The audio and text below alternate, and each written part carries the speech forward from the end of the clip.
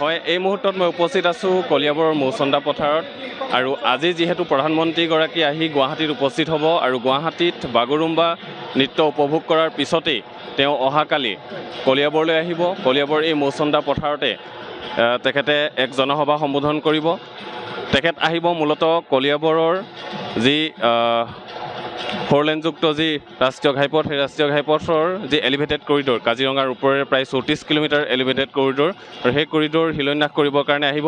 মোৰ camera person সহযোগী সামগ্ৰিক পৰিৱেশটো দেখাব যে যি বিশাল মঞ্চ তৈয়াৰ কৰা হৈছে, ইয়াত প্ৰায় 1.5 লাখ লোকৰ সমাগম হ'ব আৰু এই 1.5 লাখ লোকৰ সমাগমেৰে ইয়াতেই প্ৰধানমন্ত্ৰীয়ে সম্বোধন কৰিব এক জনসভা। এই মুহূৰ্তত আমাৰ মাজত আছে স্থানীয় কেইগৰাকীমান ব্যক্তি। আমি স্থানীয় ব্যক্তিগৰাকীৰ ওচৰলৈ আমি যাবলৈ চেষ্টা কৰিম।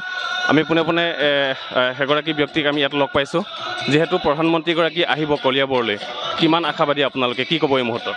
আমি কলিয়াবৰত মৌচন্দা খেলপথাৰত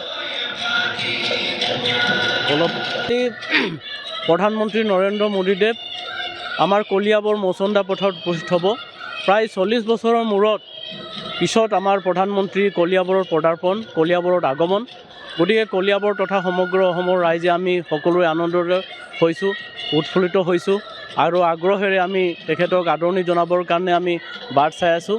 কলিয়াবৰত কাজিৰঙা ৰাষ্ট্ৰীয় উদ্যানৰ 35 কিলোমিটাৰ আজি এলিভেটেড কৰিডৰ শুভ উদ্বোধন কৰিব। ইয়াৰ উপৰিও 86 কিলোমিটাৰ 4 লেনযুক্ত ৰাস্তাৰ আধাৰশিলা কৰিব। গতিকে আৰু 2খনকৈ ৰেলৰ উদ্বোধন কৰিব। গতিকে নিশ্চয় এই উন্নয়নৰ বাৰ্তাত আমি কলিয়াবৰ তথা সমগ্ৰ অসমৰ ৰাইজে উৎফুল্লিত হৈছোঁ, আনন্দিত হৈছোঁ আৰু প্ৰধানমন্ত্ৰী আমাৰ কলিয়াবৰত আহিব। গতিকে তেখেতৰ যি উন্নয়নৰ বাৰ্তাত আমি সকলোৱে ৰাইজে আনন্দিত হৈ আগ্ৰহেৰে বাট চাই আছোঁ। হয়, নিশ্চয়কৈ আপোনালোকে দেখিলে যে কিদৰে আমাৰ যিসকল স্থানীয় কলিয়াবৰীয়া আছে তেওঁলোকে কিদৰে প্ৰধানমন্ত্ৰীগৰাকীৰ আগমনক লৈ আগ্ৰহী হৈ আছে। তেখেতে প্ৰধানমন্ত্ৰীগৰাকীয়ে যি উন্নয়নৰ বাৰ্তা লৈ আহিব, সেই উন্নয়নৰ বাৰ্তাৰ বাবে তেওঁলোক ৰৈ আছে বুলি আমাক জানিবলৈ দিছে। আমাৰ কেমেৰা পাৰ্চন সহযোগীয়ে দেখুৱাইছে সামগ্ৰিক পৰিৱেশ, কিদৰে প্ৰায় 1.5 লাখ লোকৰ সমাগমেৰে ইয়াতেই প্ৰধানমন্ত্ৰীগৰাকীয়ে সম্বোধন কৰিব জনসভা। আৰু এই মুহূৰ্তত মোৰ সৈতে আছে পাব্লিক হেল্থৰ এগৰাকী বিষয়া। আমি তেখেতৰ সৈতেও কিছু কথা পাতিবলৈ চেষ্টা কৰিম। অহাকালিলৈ যিহেতু প্ৰধানমন্ত্ৰীগৰাকী আহিব আৰু আপোনালোকৰ বিভাগৰ তৰফৰ পৰা কেনেকুৱা ধৰণৰ যাৱতীয় ব্যৱস্থা গ্ৰহণ কৰিছে? আচলতে প্ৰধানমন্ত্ৰী ডাঙৰীয়াৰ এই ভ্ৰমণ অকল কলিয়াবৰে নহয়, গোটেই আমাৰ মধ্য অসমৰ কাৰণে গৌৰৱৰ বতৰা লৈ আহিব। যিহেতু তেওঁলোকে আমাৰ সপোনৰ এলিভেটেড কৰিডৰটো স্থাপন কৰি আমাৰ উজনি আৰু মধ্য অসমৰ বা বোকাঘাট আমি অতি সহজে পাই যাম আৰু আমাৰ জীৱ জন্তুসকলেও বহুত কষ্টৰ পৰা বাচি থাকিব পাৰিব। আৰু আমাৰ যদি ব্যৱস্থাৰ কথা কয়, বিগত আমাৰ 15টা দিন ধৰি আমাৰ সকলো বিষয়া ব্যৱীয়া সকলো আমাৰ ইয়াতে উপস্থিত হৈ যিহেতু 1.5 লাখ লোক সমবেত হ'ব, তেওঁলোকে যাতে বিশুদ্ধ খোৱা পানী পাব পাৰে আৰু অনাময় ব্যৱস্থাৰ সুব্যৱস্থা কৰিছোঁ। আৰু আমাৰ পাৰ্কিং যিহেতু আছে, সেই পাৰ্কিঙতো যাতে বিশুদ্ধ খোৱা পানী আৰু অনাময় ব্যৱস্থা, বিশেষকৈ 9টা পাৰ্কিং আমাৰ গঠন কৰা হৈছে।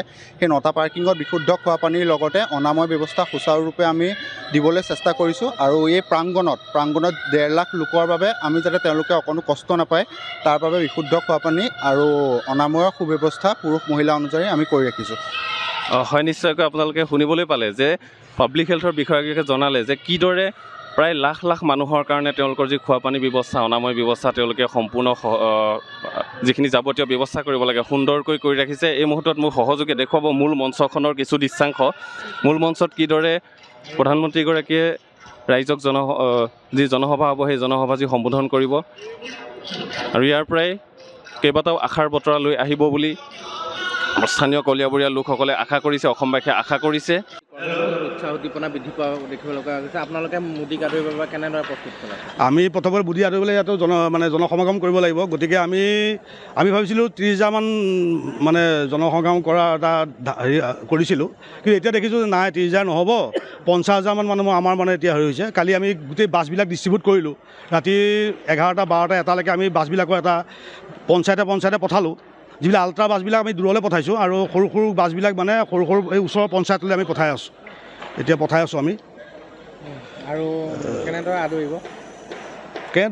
কলিয়াবৰবাসীয়ে আদৰিবলৈতো প্ৰস্তুত হৈ আছে। আমি আৰু কি আদৰিম, গোটেই ৰাইজে আদৰিবলৈ প্ৰস্তুত হৈ আছে। কাৰণ ইমান এটা ভাল উপহাৰ পাই আছে আমাৰ কলিয়াবৰবাসীয়ে যে ইমান 35 কিলোমিটাৰ এছিয়াৰ ভিতৰত এটা সৰ্ববৃহৎ এলিভেটেড কৰিডৰ আমি ভাবি আছিলোঁ আমাৰতো এনেই পশুবিলাকতো বহুত মৰি থাকে ন গতিকে সেইবিলাক এতিয়া সুৰক্ষাত আমাৰ আহিব তলেদি সেইবিলাক অহা যোৱা কৰি থাকিব তাৰ ওপৰত মানুহবিলাক ৰ'ব এলিভেটেড কৰিডৰ ওপৰত ৰ'ব চাব বহুত ভাল লাগিব ৰেলৰো কথাটো আছে সেইবিলাকতো বহুত মানে কলিয়াবৰবাসীয়ে বহুত উপহাৰ পাই আছে গতিকে কলিয়াবৰবাসী মানে একেবাৰে উৎফুল্লিত আৰু বহুত আনন্দত আছে আত্মহাৰা হৈ আছে মই দেখুৱালোঁ এই মুহূৰ্তত কলিয়াবৰৰ মৌচন্দা পথৰ এক সামগ্ৰিক পৰিৱেশ মোৰ কেমেৰা পাৰ্চন সহযোগীৰ সৈতে কলিয়াবৰৰ পৰা সত্যজিৎ গগৈ যিকোনো খবৰৰ বাবে যোগাযোগ কৰক আমাৰ এই নম্বৰত 9181 307 221